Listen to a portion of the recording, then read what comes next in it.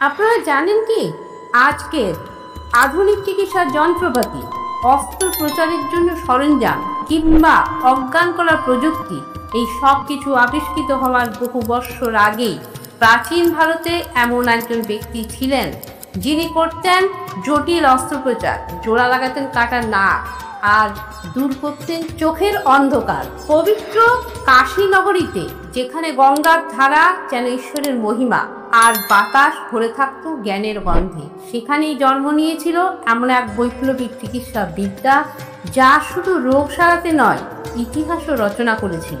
ইহা এমন একটি জ্ঞান যা কালক্রমে ছড়িয়ে পড়েছিল পৃথিবীর এক প্রান্ত থেকে আরেক প্রান্তে আলো হয়ে। এটি শুধু একজন মানুষের গল্প নয়, এটি এক প্রাচীন সভ্যতার বিস্ময়কর অবদান, একটি ইতিহাস, একটি চিকিৎসা কাব্য যা পৃথিবী আজও পুরোপুরি উপলব্ধি করতে পারেনি। চলুন ফিরে যাই সেই 2600 বছরের বেশি পুরনো সময়, যেখানে বিজ্ঞান আর সাধনা ছিল একসঙ্গে, যেখানে গাছপালার ভেতরে লুকিয়ে ছিল ঔষধ আর অস্ত্রোপচার ছিল এক অনন্য শিল্প। আর সেই শিল্পের প্রথম শিল্পী ছিলেন সুশ্রুত, যিনি ফাদার অফ সার্জারি বা শল্য চিকিৎসকের জনক হিসেবে পরিচিত। কিন্তু প্রশ্ন হচ্ছে, কিভাবে সেই প্রাচীন যুগে আধুনিক যন্ত্রপাতি, অ্যানাস্থেসিয়া, জীবাণুমুক্ত পরিবেশ ছাড়া এই জটিল কাজ সম্ভব হয়েছিল? কিভাবে একজন মানুষের শরীর কেটে রোগ সারানোর কথা ভাবলেন? আর কিভাবে এই জ্ঞান এত সুন্দরভাবে গ্রন্থাগারে রচিত হলো, যা আজও আধুনিক চিকিৎসার বিদ্যার সাথে তুলনীয়? এই প্রশ্নগুলোর উত্তর জানতে হলে আমাদের ফিরে যেতে হবে খ্রিস্টপূর্ব 600 শতাব্দীতে।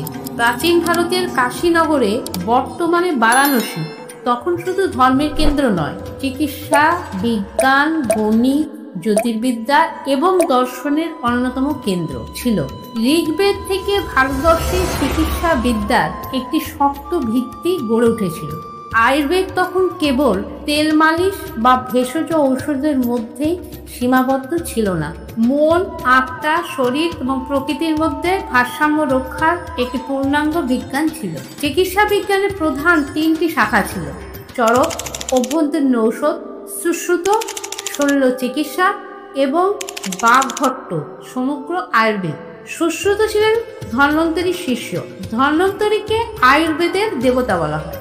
তিনি চিকিৎসাবিদ্যার অন্যতম প্রবক্তা এবং শল্য চিকিৎসার প্রাথমিক রূপগুলিকে প্রথম তিনি শিখিয়েছিলেন। সুশ্রুত সেই জ্ঞানকে গ্রহণ করেন এবং নিজের অভিজ্ঞতা আর পর্যবেক্ষণ দিয়ে আরও উন্নত করেন এবং সংকলন করেন সুশ্রুত সংহিতা নামক এক অনন্য গ্রন্থ।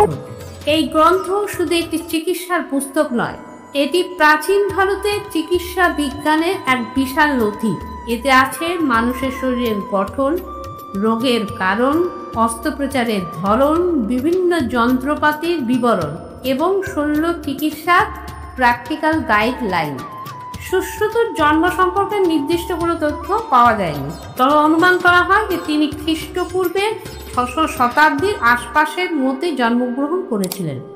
ভারতীয় পুরাণ ও আয়ুর্বেদিক শাস্ত্র অনুসারে রাজা বিশ্বামিত্রের পুত্র ছিলেন, যদিও অনেক ইতিহাসবিদ তা মনে করেন না।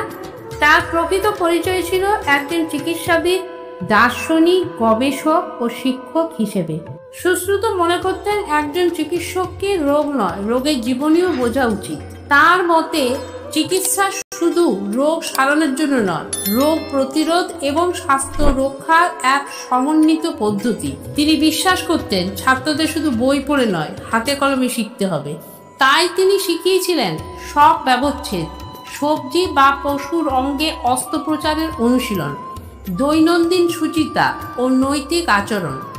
এই দৃষ্টিভঙ্গি তাকে অন্যান্য চিকিৎসাবিদদের থেকে আলাদা করে তোলে। সুশ্রুত ছিলেন একজন ব্রাহ্মণ চিকিৎসক, কিন্তু তার জ্ঞান বিতরণের পথ ছিল মুক্ত। তিনি বলতেন, জ্ঞান সেই ব্যক্তিকেই দেওয়া উচিত যিনি মানব সেবায় আগ্রহী, জাতি, বর্ণ বা অবস্থান দেখে নয়।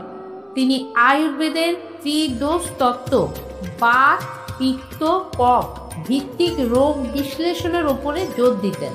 তার দর্শন ছিল স্বাস্থ্য প্রকৃত সম্পদ এবং চিকিৎসা এক মহান সেবামূলক কাজ। সুশ্রুত সংহিতা হল শল্য চিকিৎসার উপরে রচিত বিশ্বের এক প্রাচীনতম গ্রন্থ। এটিতে কেবল অস্ত্রোপচারের বিবরণ নয়, বরং একজন চিকিৎসক কিভাবে চিন্তা করবে, রোগীকে দেখবে এবং সমাজে কাজ করবে তার এক নিখুঁত নির্দেশিকা। এই গ্রন্থটি মোটামুটি 5টি ভাগে বিভক্ত। 1. সূত্রস্থান, চিকিৎসার মৌলিক তত্ত্ব ও নীতিমালা। 2 হচ্ছে নিদান স্থান, রোগ নির্ণয়ের পদ্ধতি। 3. শারীরিক স্থান, মানব শরীরের গঠন ও কার্যপ্রণালী। চিকিৎসা স্থান, বিভিন্ন রোগের চিকিৎসা। কালস্থান বা উত্তরাস্থান, বিশেষ বিষয়াবলী, শিশু রোগ, মানসিক রোগ এবং প্লাস্টিক সার্জারি। এই গ্রন্থে বিস্ময়কর বিষয় হলো অস্ত্রোপচারের 300 রকমের পদ্ধতি, 125-এরও বেশি অস্ত্রোপচারের যন্ত্রপাতির বিবরণ।